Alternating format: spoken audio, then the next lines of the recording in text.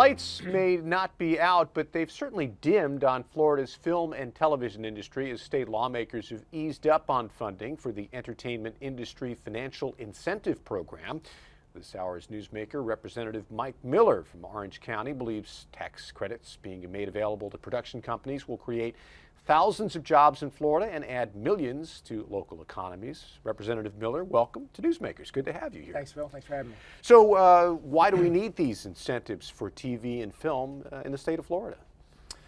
Well, it's a wonderful industry for the image and the perception around the world of Florida, and we've been fortunate because we have a lot of natural resources that are to our advantage. But what's happening now is 39 other states have figured it out, and they want the film and TV and digital media opportunities to come to their states. So we're aggressively pursuing it because we feel like we have the best venue for the long-term success. Do we have TV and films being produced in Florida right now? We do, because there is a current tax credit system in place. Unfortunately, it was everybody went for it right away. So the tax credits went boom. So now we're looking at trying to make it so that it has a long-term viable success rate, and we can bring more and more of the TV, especially the long-term TV programs and the digital media like EA Sports, where they can create more games that kids play around the world. You'll be working with a budget surplus this year, and perhaps using some of that to incentivize film and television?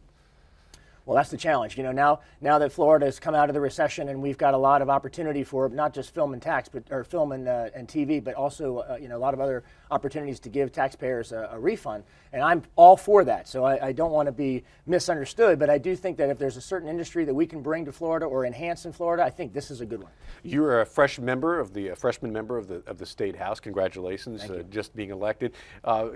Political newcomer, although you did serve in Winter Park and in Orange County for a long time. How has the adjustment been coming to Tallahassee here on a state level? Well, when you say serve, I actually worked for a lot of other members of Congress and a couple of U.S. senators, and I'm very proud of those, especially Senator Connie Mack, my first job out of college. But I can tell you it's a lot different when you're actually on this side of the desk, and it's a challenge because I have to really figure out what matters to me, what matters to my constituents, and so it's a lot of soul searching, a lot of really, and it's a blessing to be a state representative because you really learn so much about your state you had no idea about previously.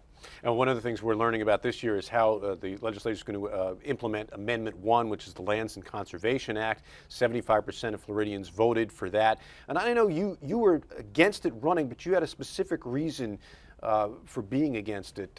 What were your objections? Well, I served on the Winter Park Housing Authority for almost 20 years, and so I'm very sensitive to the challenges for affordable housing, especially for seniors and less fortunate in our community. So when I first thought about Amendment 1 and what I know the original intention, Governor Martinez did split the monies from dock stamps to enhance our ability to purchase land as a state. But I don't want to tip the scale because I'm very conscientious about the affordable housing. So it sounds like we've got some challenges ahead of us to figure out how we're going to implement Amendment 1, and I know that that's going to largely take shape here in the next session. So I'll be interested to see how it goes. I mean, I'm not saying we shouldn't try to protect valuable land in our state. Obviously, that's an important thing environmentally, but I always think back on my time in Winter Park and how important it is to protect those that really need a place to live. So what will be some of your other priorities as a backbencher, as a first-term representative?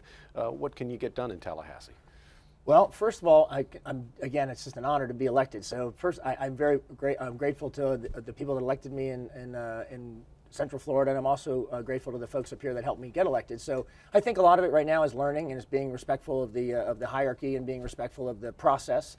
So I have a lot to learn in that respect. But again, what we led with, I'm really excited about being a part of that the tax credit for the film industry. I think that's a really great first bill to get started with.